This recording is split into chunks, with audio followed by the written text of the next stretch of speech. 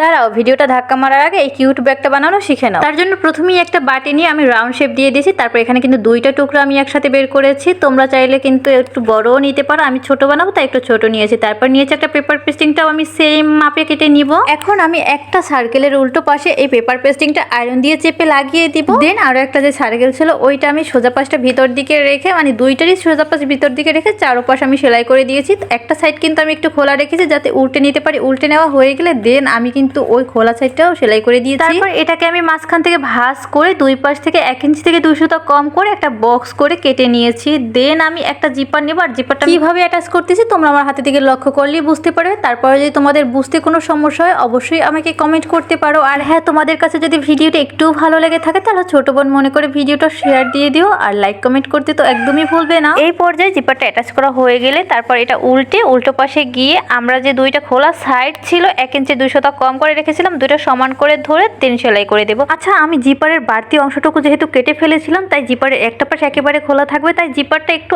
আটকে দেন বক্সটা এভাবে ধরে সমান করে তারপর সেলাই করতে হবে। এই পর্যন্ত সেলাই করা হয়ে গেলে দেন উল্টে নিলেই আমাদের ব্যাগ একেবারে রেডি। তোমরা বলো তো ব্যাগটা কেমন হয়েছে? আমার কাছে তো মাশাআল্লাহ অনেক ভালো লাগতেছে। আমি এর মধ্যে ববিন কেসগুলো রাখছি। তোমরা চাইলে টাকাও রাখতে পারো, এমনকি তোমাদের ঘরের ছোট বন্ধুদের জন্য এটা বানাতে পারো। দেখো তো কত কিছু ধরছে এটার মধ্যে।